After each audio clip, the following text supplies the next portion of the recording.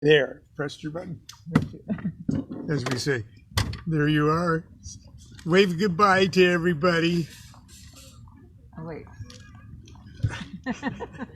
You got me started, I'm going to finish it. Okay, there you go. Bye.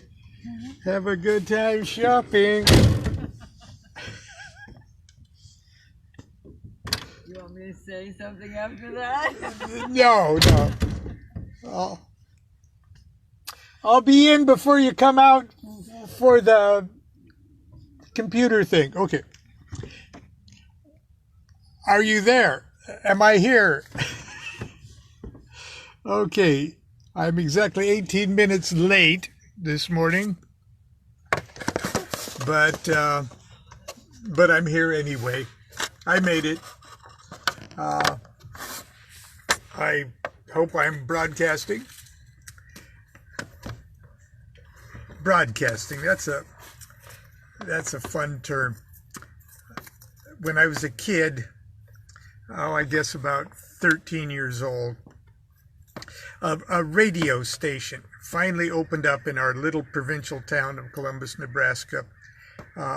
Just a 500-watt radio station, KTTT. And they had a cooking show, like a morning talk show, call-in show, just for recipes and stuff. And it was hosted by a guy with a beautiful voice. What was his name? Anyway, and he was just wonderful with all of these little old ladies that called in with their recipes and cooking suggestions and stuff. And I was laid up at home with some kind of, I stepped on a needle and it broke off in my foot and they had to operate or something. So I was just lounging around one summer and listening to the new radio station. It didn't have rock and roll or anything like that. It just had old-fashioned things and polka music and AP news and things like that. But I was bored, and it was kind of exciting to have our own little radio station. But anyway, I decided that I would call in and make my voice like an old lady. I'd call in, "Hello there. Hey, yeah, I got an idea for a recipe for you guys." And so I did, and I called myself Maud after the Jonathan Winters old lady character. And I said, "Hey, you can freeze potato chips. And it takes up too much space, just stupid stuff." And every day, so I called a couple days in a row, and on the third day I wasn't going to call, and the announcer says, "Well, I wonder if we're going to hear from Maud this morning." So of course I had to call in. And I just goofy stuff off the top of my head, kind of childish stuff. But anyway, a couple days later, I walked into the station. It was right there in downtown by where my mother worked. And I just walked in the station and I said, "I'd like to speak with Ralph Wayne." That was his name. I said to the secretary at the front desk. And from the hallway, I could hear the voice of Ralph Wayne, and he said, "Is that Maud?" And so he came out, and he was just wonderful, and welcomed me into his office. And here I am, like 13 years old. And this is like glamorous to me. And I could see there's the studio and the albums and the tape recording machines and the cassette kind of cutting edge for 1960 something But anyway, he sat me down and said, well, why do you want to be a broad chaser? And I didn't know what the hell he meant. And he says, no, why do you want to be a broadcaster? And I never thought of it before. And so I just sort of lied and said, well, I always wanted to be on the radio. And I did, because all my favorite comedians and things like that, growing up, television comedians, they all started on radio. And every time they were interviewed and stuff, they said, well, I got my start in radio. And all my life I wanted to be able to say, well, I got my start in radio. Well, come to find out, they wanted an hour rock and roll program. Starting at 4 o'clock in the afternoon to get the kids coming home from school. And they wanted to know if I wanted that show, if I wanted to do it. And he said, you could come in and I'll train you as an engineer so you could run your own board. I mean, we'll leave you alone in the whole studio. Okay, you could run the radio show for a radio station for an hour. And how could I possibly? Well, I came in for a couple of weekends, and they trained me to operate the board, as they said, and later on they actually hired me, apprentice style hiring, to run the board for other people's programs, like the polka, Big Joe the polka man couldn't run his own board, so I did chores like that, and I had my own show that was at 4 o'clock every day, and I recorded it the day before, and complete with the songs records I wanted to play and things like that, and I would invite myself as Maud as a guest. Sort of like inventing Rabbi Ben Clifford, later in life I'd invent somebody to, that I could introduce and stuff. Well, anyway, I'm sorry. That's a digression. I when I said broadcast, that brought back that whole sweet memory. And I worked at the station pretty much until I moved back to California after I graduated from high school. So that's a little vignette of Lon's career. We're finishing up the Emerald Tablet of Hermes, and I'm reading out of the Golden Dawn Journal, which you can now get online for $700. But it's also from my Angels, Demons, and Gods of the New Millennium book. And it's the Emerald Tablet of Hermes and the Invocation of the Holy Guardian Angel. And we are at the 7th verse of the Emerald Tablet of Hermes. Let's see.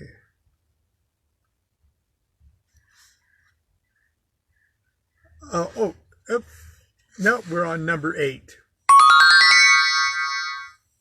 Thou shalt by this means possess the glory of the whole world, and therefore all obscurity shall flee away from thee.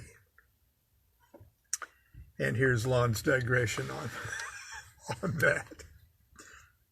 Knowledge and conversation of the Holy Guardian Angel brings with it a clarity of vision and the realization of the central purpose of one's life. It does not guarantee an end to your troubles. On the contrary, once you've become focused on the real reason you have incarnated, all thoughts and actions that do not advance that primary purpose become potentially quite dangerous. At this point in your spiritual career, there is no vacation from the great work. Any deviation from the path recoils with the same mad energy as a gyroscope knocked off its base. This is not to say that one has to lose one's sense of humor or stop having fun. Obviously. No artificial moral imperative should motivate the aspirant's purity of purpose other than the driving desire not to waste precious time and resources. Verse 9. This is the potent force of all force, for it will overcome everything subtle and penetrate everything solid. Until now, I've talked about the experience of the knowledge and conversation of the Holy Guardian Angel as if it were a linear event taking place in time and space. Before knowledge and conversation, you're a complete jerk, and afterwards, after you get your angel, mosquitoes won't bite you. But the simple truth is there is no such thing at all. For the universal agent, there is no was or will be. There is only is. The macrocosm already is in perfect alignment with the macrocosm. Your HGA is already one with you. Hey, final already is one with Yod. Hey final is already one with Vav, and Hey is already united with Yod. The apparent descent of spirit into matter is just an illusion of The apparent descent of spirit into matter is just an illusion of digressive defects in perception. A cascade of consciousness, each level forgetful of the level just above it. Initiatory landmarks such as the knowledge and conversation of the Holy Guardian Angel aren't steps upon a ladder. Rather, they are shifts of consciousness, awakenings. You could say that the rest of the universe has already pulled its act together and is just waiting for you to wake up to that fact. The potent force of all force spoken of in verse 9 is already flowing quite happily through the cosmos. The fact that the ancients were aware that it could overcome everything subtle and penetrate everything solid is an astounding prehistoric venture into the realm of quantum mechanics. The nature of matter is still unknown. At the subatomic level, its basic units simultaneously behave like particles and waves, but are neither. Physicists won't even commit themselves to confirming that matter definitely exists, but only that as a mathematical probability, it possesses the tendency to exist. The divine alchemy of the Emerald Tablet of Hermes reaches this deeply into the heart of existence. Verse 10. In this manner the world was created, but the arrangements to follow this road are hidden. As we near the end of this little article, the Emerald Tablet leaves us with mysteries. The enigmatic choice of words of the 10th verse teases us, not with a hidden road, but the hidden details of a journey. The road is revealed in the first verse, and the alchemical process by which we equip ourselves for travel are admirably set forth in the verses that follow. Why then are the arrangements to follow this road hidden? Perhaps because the journey is different for each of us. Knowledge and conversation of the Holy Guardian Angel is the most intensely personal experience. It is almost impossible to share the details of your angelic relationship with another person because in all likelihood he or she will not recognize your personal pantheon of images or nuances of your unique spiritual vocabulary that make the experience real to you. My angel might scare the pants off you. It would be the height of presumption and ignorance for anyone to judge the validity of another's experience or impose their vision on you. I have been assailed by friends and others who should know better and informed that their angel had an urgent message for me. The above comments should also be applied to all fields of spiritual exploration. One of the major shortcomings of guided meditations and path workings is the insistence by misguided group leaders that everyone sees standard images in each path or sephirah. Discarding your own visions and allowing your psyche to be programmed by those of another individual or group is the fastest way I can think of to become spiritually crippled. The arrangements to follow this road are hidden. So be extremely cautious of those who would insist that they can show you the way.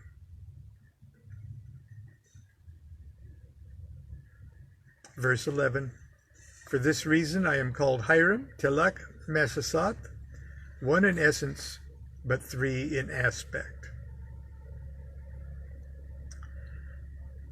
I will not even attempt to project a pretense of knowledge of the Chaldean language.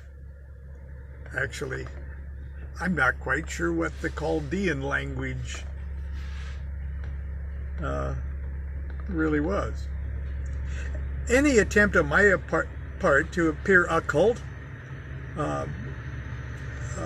recondite, and erudite on this subject would be instantly exposed as transparently fraudulent by all serious and knowledgeable readers of this essay. The best I can do is ask you to join me as I muse to myself about the last three verses of the Emerald Tablet of Hermes, and hope that my words will not unduly hinder your meditations on the subject. The opening words of the Emerald Tablet of Hermes names the secret work Hiram Talat Meshasat. Hiram is the universal agent, and the remaining words translate roughly one in essence, but three in aspect. In his Lost Keys of Freemasonry, Manly Palmer Hall states that it is believed that the Hiram of the Emerald Tablet is the earliest representation of Hiram, the master builder, the grand architect of King Solomon's temple, and the central hero of the Masonic myth. He goes on to quote an ancient and unnamed source who provides us with more clues concerning the birth of the precious spiritus earth. Hiram can be interpreted by Kabbalistic notaricon, combining the Hebrew words Hiram, fire, Ruach, air, and Majim, water. These three principles are not elements themselves, but primitive roots of the elements. The threefold Hiram is the father of the four elemental building blocks of nature: fire, water, air, and earth. And it broods in its unmoved state as a primal electrical fire. But when it moves, it manifests as visible light. When focused and agitated, this light produces heat and literally becomes corporeal fire. Combined with the humidity produced by its three aspects, primitive fire, water, and air, Hiram solidifies like clotted blood to bring forth the material universe, earth. And just like blood, the spiritous earth entombs the living and perfect image of the Creator in every cell. Verse 12. In this Trinity is hidden the wisdom of the whole world. The alchemical formula of creation is a process of divine incest. How could it be otherwise? An inscrutable God whose very existence and potential to create is owed to its threefold nature.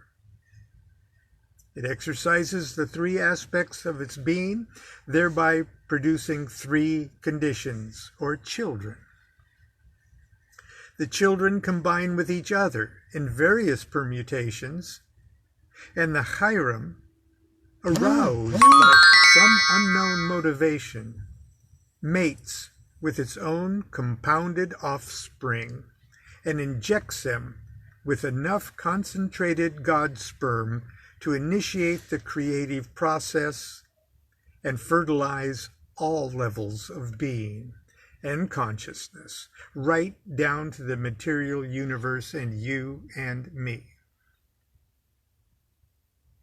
By distilling the divine essence from our spiritous earth and achieving knowledge and conversation of the holy guardian angel, we take the first step in reversing the alchemical process of creation and the inevitable return to our original estate. Chapter 13, or verse 13, it is ended now, what I have said concerning the effects of the sun, S-U-N. And my only comment on that is a quote from Aleister Crowley's Rite of Mercury. Is not Mercury the sun, and Mercury of course is Hermes, okay? Is not Mercury the sun god when hidden during the night among the souls of the dead? Hail unto thee, Trismegistus! Hail unto thee. Okay, boy, I've taken us a long time this morning. I'm sorry I digressed with my early radio days digression. But anyway, tomorrow we'll start something else. And for right now, continue to have a good week, everyone. Continue to be good to yourself and be good to each other. And do what thou wilt shall be the whole of the law. Love is the law, love under will.